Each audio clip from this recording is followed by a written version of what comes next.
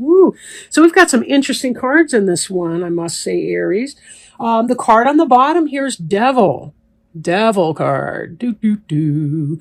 As we see, this lady devil here has three, I don't know if they're babies or imps or cherubs or whatever they are, but they clearly have collars on, and she has leashes on them. Now, if you'll see this collar right here, it's big enough he could just lift it up over his head and get out of her grasp, but he doesn't do so because he may not be aware of that. Like so many of our vices, we don't realize how we become enslaved to them over time if we're not careful. This can be addiction. This can be unhealthy or toxic relationship or persons. This can be any kind of thing that we put, anything we make our higher power. Can really be represented in this devil card. Anything that's too darn important to us as well. So we will see how this plays out as we get to the rest of the cards. So let me do that, and we'll have a better perspective perhaps for the influence that devil card has in your reading. So Aries, we start off here with Lover's card. The Lover's card is the Gemini card. It's a card of duality. It's represented here by the number 6. And in this card, we can see here this lady who's sitting in the bed, she's reading a letter from her boyfriend, and his picture's right there in black and white at the tip of my index finger. She's got a vampire jumping in the window right here, and she's kind of intrigued because her nice boyfriend who looks good on paper doesn't incite her passion the way this vampire leaping through the window does. The dog is looking to her to know what to do here. The Lover's card can be just that. It can be lovers, soulmates, twin flame. Then again, it could be that conflict, that ambivalence that people feel, that need to make a head versus heart decision, like the gal in the bed here. Her head is telling her that the guy makes more sense in the photograph, but her heart is telling her, who's the sexy vampire coming in the window here? So either way, this can be about making a big decision, head or heart decision, right? In love or in some other area. Now we look here at the Seven of Ghosts card. The Seven of Ghosts has to do with options.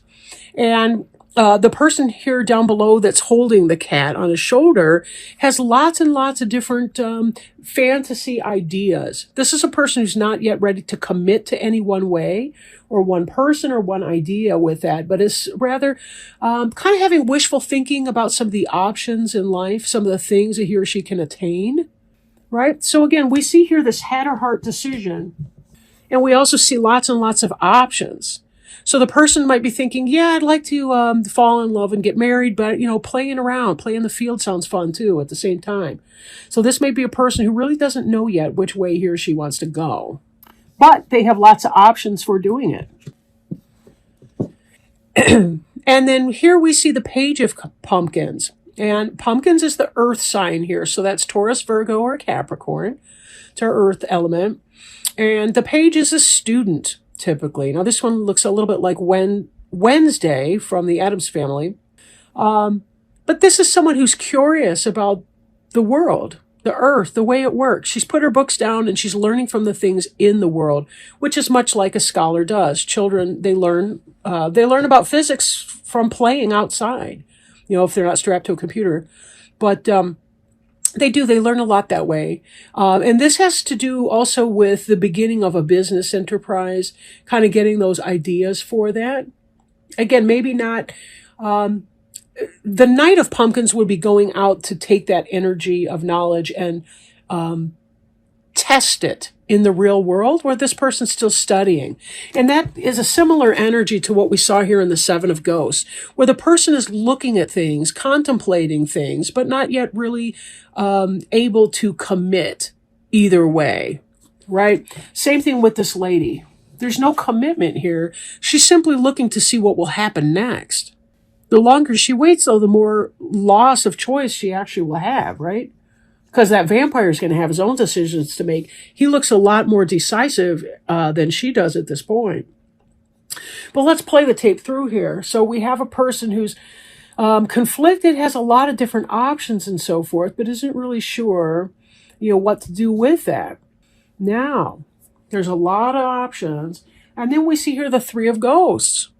Now, this is the energy that's being moved from the Lovers into the Three of Ghosts energy. So this could be, as in lovers and marriage and the celebration of that, or it could be the person's contemplating that lover and it winds up being a third-party situation.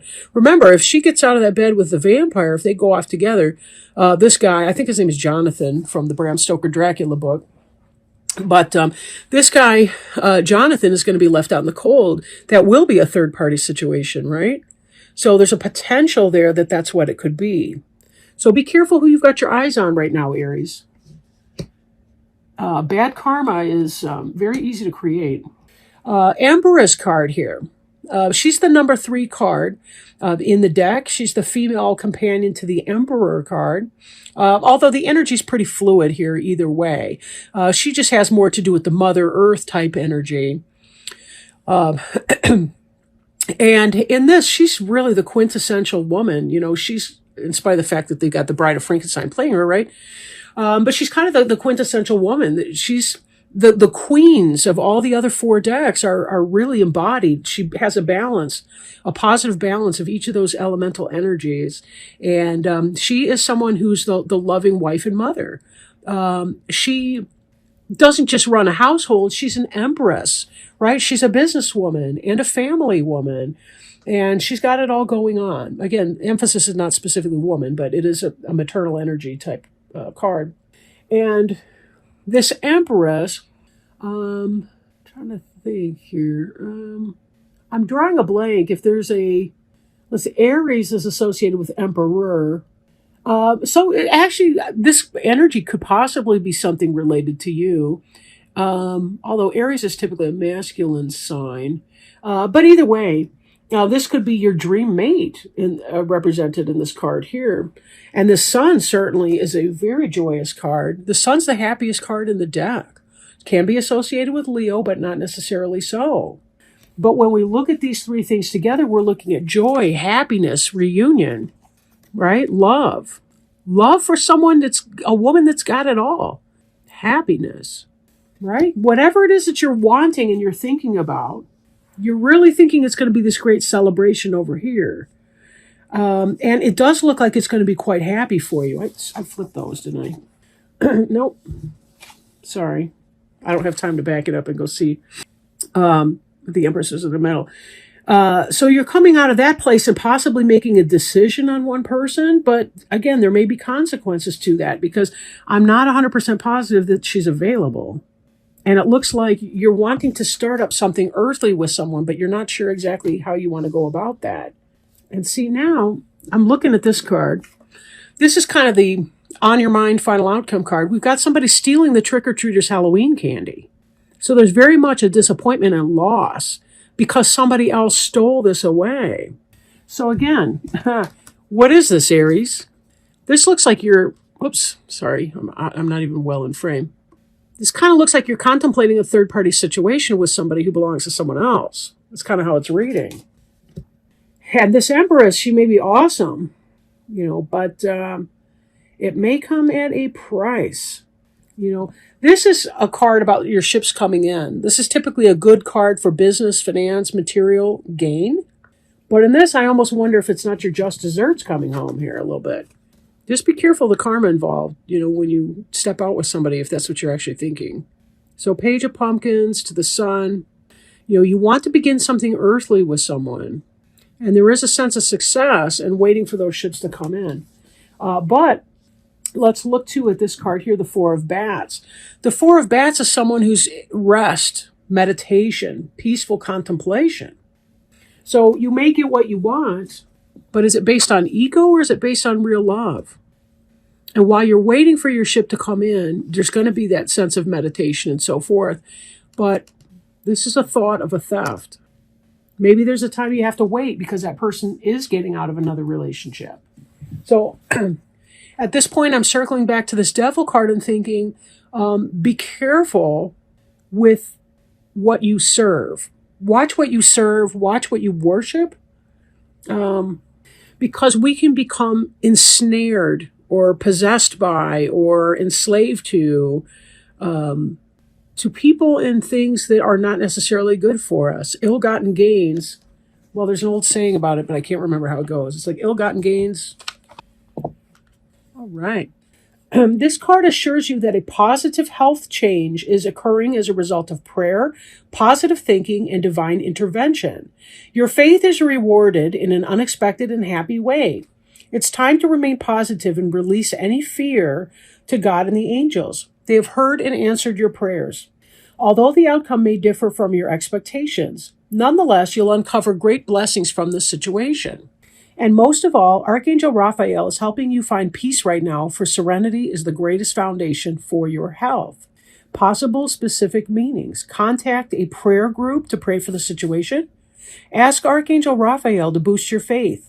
Use only positive words and phrases to describe your health. And affirm daily, I am healthy in all ways right now.